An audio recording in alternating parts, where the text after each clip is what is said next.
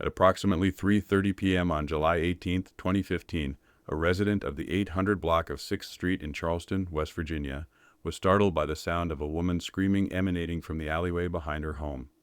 Prompted by concern, she ventured out to investigate, discovering Heather Saul in a state of agitation, pacing anxiously. Heather told the woman that she had been attacked by a man who tried to rape her, whom she subsequently shot and killed in self-defense.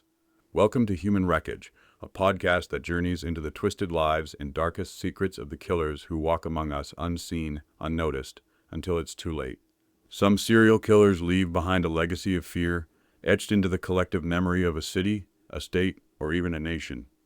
Others remain hidden in the shadows, their crimes scattered across state lines, their names barely whispered until a single act of violence brings them into the spotlight.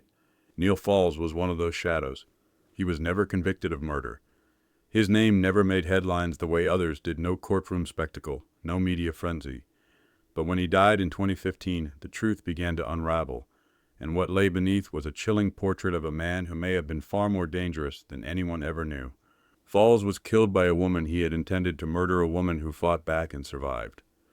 What police found in the trunk of his car that day shocked even seasoned investigators. Axes, knives, handcuffs, bleach, trash bags, a so-called kill kit, meticulously prepared for a life of violence. But it was a handwritten list of names and addresses of other women that led to chilling questions. How many others were there? And how many never got the chance to fight back? Let's get into it.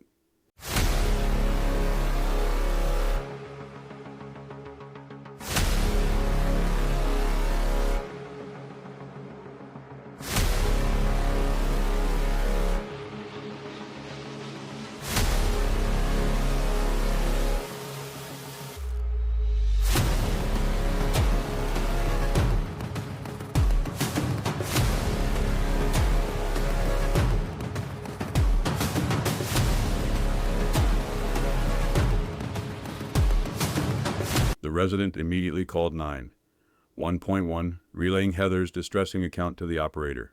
She described Heather's visibly injured state, noting the presence of cuts. Responding to the call, officers were dispatched to the scene, where they found Heather still outside, visibly shaken. Heather disclosed that she worked as a sex worker and had advertised her services on the online platform Backpage. She recounted receiving a message from a man identified as Neil Falls, who had solicited her services, leading to the altercation. Alone at home, Heather found herself face-to-face with Falls as he arrived at her doorstep. Without hesitation, he pressed a gun against her abdomen, uttering the chilling ultimatum, "Live or die." Drawing on her lifetime of resilience, Heather recounted her instinctual response. "I've fought men my whole life. I guess I had to be ready for that guy." What followed was a frantic struggle for survival, spanning 10 to 15 minutes. Heather pleaded for her life, as Falls told her, "No, you're going to be quiet," as he tightened his grip around her throat. "I was telling him to please just let me breathe, but he wouldn't," she recalled. She said that Falls told her that he was calling the shots. Falls dragged Heather around the house with his hands gripped tightly around her throat. "I don't know where he was wanting to take me, but he was wanting to take me somewhere," she recollected. As Falls dragged Heather into the kitchen, their struggle intensified. It culminated with a moment of opportunity, as Heather spotted a rake within reach. She managed to grab it, prompting Falls to momentarily lower his guard to try and take control of the makeshift weapon. Heather said, "I grabbed the gun and just shot it behind me. It hit him." Heather was stunned. She told police she didn't actually believe it was loaded since Falls hadn't shot her. Reflecting on the encounter, Heather said, "You could tell he was confident with what he was doing and saying. He had done it before. You could tell."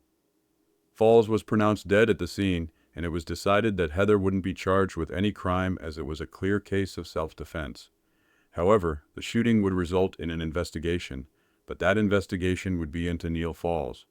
Following the fatal confrontation with Falls, detectives made a chilling revelation. They suspected him to be a serial killer. When his vehicle was searched, they had come across a trove of unsettling items, including multiple axes, a shovel, bleach, a bulletproof vest, handcuffs, knives, and a machete, heightening suspicions of his nefarious activities. Moreover, tucked away in Falls' pocket was another damning piece of evidence, a post-it note bearing the names, ages, and phone numbers of 6 sex workers who had advertised their services on the same platform as Heather. In an effort to track down some leads, Detectives released photographs of the items, along with Fall's name and his photograph. In response to the escalating gravity of the case, Charleston detectives enlisted the support of the FBI, recognizing the necessity of a concerted effort to disseminate crucial information nationwide. Lieutenant Steve Cooper affirmed the collaboration, stating, "They are assisting us in submitting this case into a national database that goes to most law enforcement agencies throughout the country in order to share the details of what happened here." Simultaneously, a thorough examination of Fall's background commenced, with detectives delving into his past in search of potential links to unsolved crimes. Born on September 24, 1969, in Eugene, Oregon, Falls was the youngest of 10 siblings, growing up amidst poverty and familial turmoil exacerbated by an abusive father prone to violence against his mother. Following his formative years, Falls relocated to Greensburg, Kansas, where he resided with his father until the latter's passing in 1995. Following his stint in Kansas, Falls returned to his native Oregon, where he secured employment as a private security guard. Subsequently, he relocated to Henderson, Nevada, in 2000, assuming a position as a security guard at Hoover Dam. However, reports from acquaintances suggest a disturbing shift in his demeanor, marked by increasingly aberrant behavior, including reports of animal abuse in the desert expanses of Arizona. During this period, Falls also developed a penchant for soliciting the services of sex workers, a habit that extended to international destinations such as the Philippines, where he engaged in sex tourism. These concerning behaviors culminated in 2008, when Falls faced allegations of sexual harassment, resulting in his departure from his job. Subsequently, Falls adopted a transient lifestyle, traversing various states including Oregon, Indiana, Kentucky, and Texas. Descriptions from individuals who encountered him during this time depict him as odd and creepy. In January 2015, he experienced emotional turmoil following revelations about the marital status of a woman he was involved with, compounded by the loss of his mother. During the investigation, the FBI identified Falls as a suspect in a string of murders targeting sex workers along the Las Vegas Strip spanning from 2003 to 2007. Significantly, Falls lived in the nearby locale of Henderson during the period of the killings, coinciding with his employment at Hoover Dam. Moreover, suspicions arose regarding his potential involvement in a series of unsolved homicides and disappearances of women in the vicinity of Chillicothe, Ohio, where he had been residing at the time of his death. 6 women had vanished, and 4 had been found dead in creeks. After Falls was killed, the disappearances abruptly stopped. Among the potential victims of Falls are Misty Marie Scenes, a sex worker, disappeared from Las Vegas on March 12, 2023. Her torso was found wrapped in black plastic bags and cloth near State Route 159, close to State Route 160. She was identified by distinctive tattoos, a hummingbird, and an M design. Jody Brewer, a sex worker, went missing from Las Vegas in August 2003. Her body was found wrapped in plastic near Interstate 15 in San Bernardino County, California, later that same month. Lindsay Harris, a sex worker, disappeared from Las Vegas on May 4, 2005. Her rental car was found abandoned in the South Las Vegas Valley. Approximately 3 weeks later, detectives discovered only her legs in a grassy field off Interstate 55 near Springfield, Illinois. It wasn't until 3 years later that DNA testing confirmed the identity of the legs as belonging to Lindsay. Megan Nicole Lancaster, a sex worker, disappeared from Wheelersburg, Ohio on April 3, 2013. She was expected to return to her parents' home after running errands that night, but never made it. 2 days later, her car was discovered abandoned at a fast food restaurant. Holly Renee Logan, a sex worker who vanished in Columbus, Ohio on July 21, 2013. She wasn't reported missing until December of 2014. Her friend, James Bowen, had vanished from the same area around 6 months earlier. Charlotte Eliza Trigo, a sex worker who vanished in Chillicothe, Ohio on May 3, 2014. She had told her mother that she was going on a date, but she was never seen again. She had recently asked her mother to help her get into rehab. Tamka Lynch, a friend of Charlotte and fellow sex worker who vanished on May 20, 2014. 3 weeks later, her semi-nude body was discovered in Paint Creek. She had died from an overdose, but her family believed that she was murdered. Wanda Jean Lemons, a sex worker who vanished in Chillicothe, Ohio on November 4, 2014. According to a friend, they had heard she went to Texas with an African-American truck driver.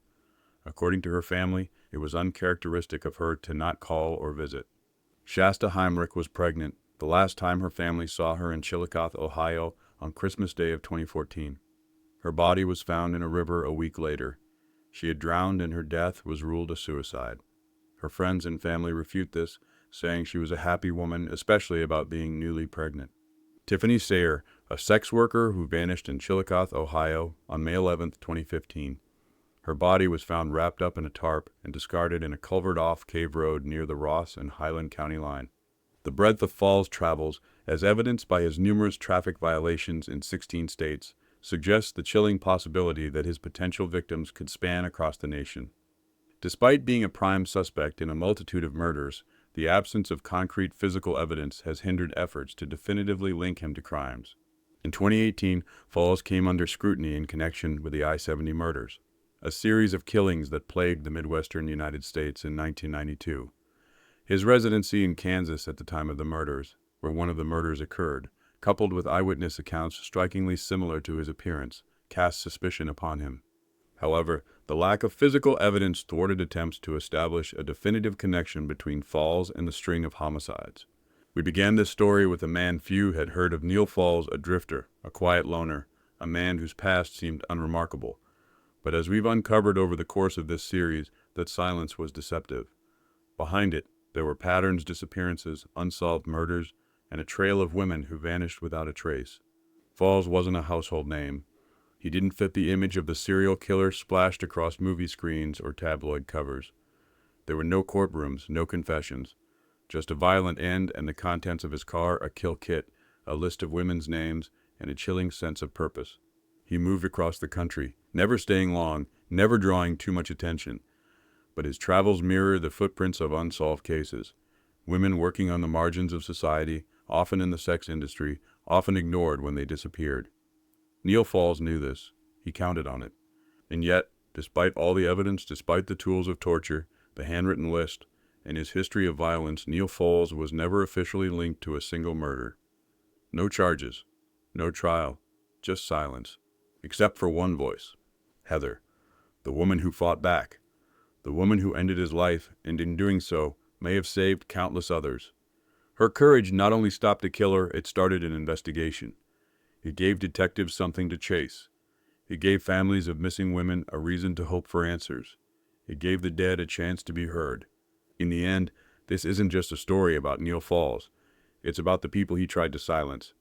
It's about how justice doesn't always arrive in courtrooms, how survival can rewrite the narrative, and how even in the face of evil, resistance matters.